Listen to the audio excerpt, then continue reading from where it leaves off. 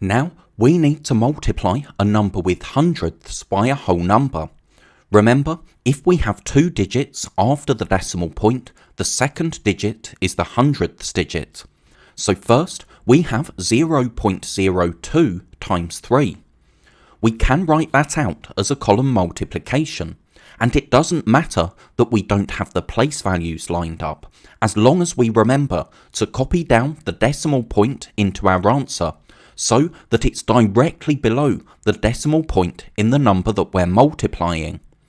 Now 2 times 3 is 6, 0 times 3 is 0, and 0 times 3 is 0, so we get 0.06. Now we have 0.04 times 3. We copy down the decimal point. 4 times 3 is 12, so that's 1, 2, with the first digit written above the next place value column along, which here is our tenths. Now 0 times 3 is 0, plus the one that's on top is 1. And finally 0 times 3 is 0, so our answer is 0.12. Now 0.03 times 5. We can copy down the decimal point, and 3 times 5 is 15, so that's 15. 0 times 5 is 0, plus 1 is 1, and 0 times 5 is 0, so our answer is 0.15. Now we can show what we did if we make fraction bars which have been split into 100 pieces, so showing hundredths.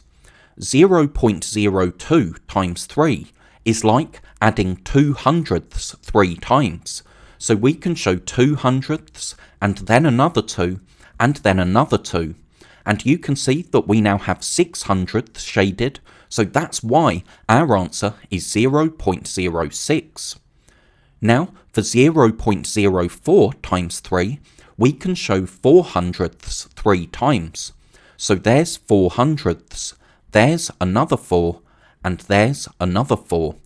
You can see that we have 12 hundredths now shaded, so that's why our answer is 0.12, because remember, 10 hundredths is the same size as 1/10, so that's why we have 1 in the tenths digit of our answer.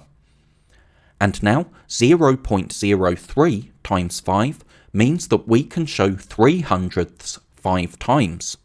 So there's 0.03, 0.06, 0.09, 0.12, and 0.15 as the fifth multiple of 0.03. And again, you can see that 15 hundredths is the same as 1/10 and 5 hundredths, because 10 hundredths is the same size as 1/10. So now let's try 4.32 times 3. We can write it out as a column multiplication, and we need to remember to copy the decimal point down into our answer so that it's directly below the decimal point in the number that we're multiplying. 2 times 3 is 6, 3 times 3 is 9, and 4 times 3 is 12, so that's 12.96. Now 2.84 times 4. We copy down the decimal point, and now 4 times 4 is 16, so that's 16, with the first digit written above the next place value column along. 8 times 4 is 32, plus 1 is 33, so that's 3. And now 2 times 4 is 8. 8 plus 3 is 11, so our answer is 11.36. Finally, we have 3.07 times 5. There's our decimal point. 7 times 5 is 35, so 5. 0 times 5 is 0, plus 3 is 3, and 3 times 5 is 15, so we get 15.35. Let's take another look at this first question. We had 4.32, so that's 4 ones, 3 tenths, and 2 hundredths. We were multiplying by 3, so we can show 4.32 3 times. you can see that we now have 6 hundredths, 9 tenths, and 12 ones, which is the same as 1 10 and 2 ones.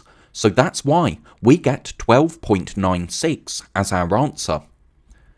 Then we had 2.84, so that's 2 ones, 8 tenths, and 4 hundredths. We're multiplying by 4, so we can show this 4 times. Now you can see that we get 16 hundredths. We wrote the 1 above the tenths column because 10 of these hundredths can make 1 extra tenth.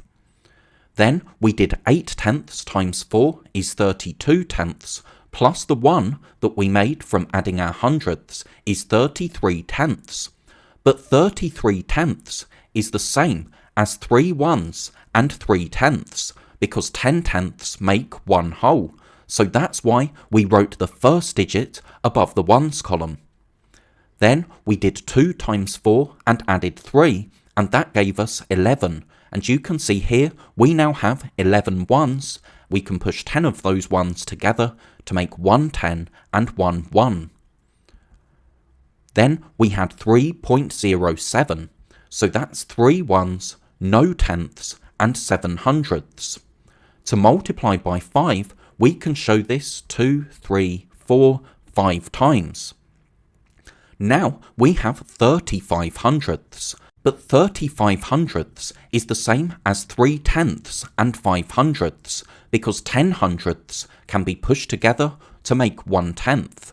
So if 10 hundredths is exchanged for 1 tenth, you can see that we now have 3 tenths and 5 hundredths, so that's why we write the 3 above our tenths column. Then 0 times 5 is 0, plus the 3 tenths that we made from multiplying our hundredths means we have 3 tenths in our answer. So finally, we just did 3 times 5 to get 15, and you can see that we have 15 ones, which is the same as 1 10 and 5 ones.